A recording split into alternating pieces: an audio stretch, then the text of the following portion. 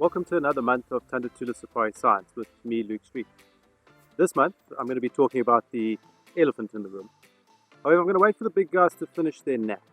You see, in Africa, as the day gets hotter, elephants are quite clever. They find a nice bit of shade and they have a nice nap. Not a bad idea.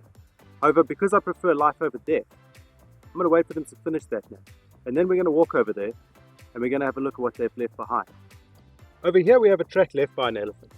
Now, it's not a footprint, but it's a track left by its trunk, where it was dragging through the sand, maybe picking up some sand coming that way, sand to throw on the back, maybe on the belly. Of course, elephants love to throw sand. It's how they keep cool, it's how they keep the sun off their back, it's how they deal with parasites and things like that. So a little bit further up the road, we found this beautiful elephant track here, and if you look carefully in front of me here, you can see there's two big rings. That's the front foot there, big and round, obviously there to take the immense pressure and weight of an elephant's heart, lungs, head. And remember, a big elephant, one of the big males, his head can weigh a ton by itself. That's a lot of weight coming down on those front legs, hence the much broader, more rounder pad. Now on the inside of that front foot, you can see the back foot here. There's its rim there. You can see the back foot is a lot more oval in shape, whereas the front foot is a lot more rounded. Now the back foot doesn't have to deal with nearly as much pressure or as much weight, and for that reason it's just there to help sort of balance the animal, stop it from falling over. So yeah, you can see the front foot landed first over there, and then on top of that the back foot landed over here. Now that's a process called direct registering. Direct registering is when an animal steps, its front foot steps forward and its back foot quickly replaces that front foot. So where it steps, takes off, the back foot then lands in exactly the same place. That's called direct registering. You also get something called partial direct registering or indirect registering. However, it's an adaptation for keeping quiet, and there's a lot of animals that do it. Leopards, things like kudu, nyala, elephants do it, and as I say, it's an adaptation for keeping quiet. Obviously knowing that where its front foot landed was quiet, its back foot can land there, and things should still remain fairly quiet.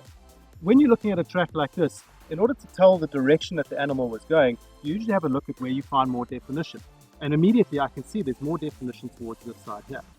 So you can see almost like your handprint, you know? And when you get close, you start to see all these little marks coming away from the rim. We call this the half moon. Right. And essentially what happens is, as an elephant steps, its heel hits the ground first, not unlike us, and then it steps forward like this, and then pushes off with the toe. So as the heel hits the ground, that's obviously where you're going to have more definition. Hence, we have more definition coming around the back. What's interesting is when you look towards the front of the track, you can see it gets kind of messy here. There's not much definition anymore, but there is this beautiful sand flick over there. So as I say, that's where the heels come down. You see that beautiful definition. And then as the toes hit the ground, it's then pushed in and pushed off, accelerating the animal forward. And that's how you can tell which way this elephant was going. So for those of you that have been listening, you obviously know the elephant was going that way.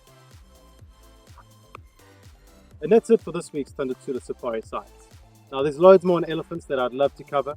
Maybe in the future we'll get there. But if there's something that you would really like me to talk about, then please let me know in the comments.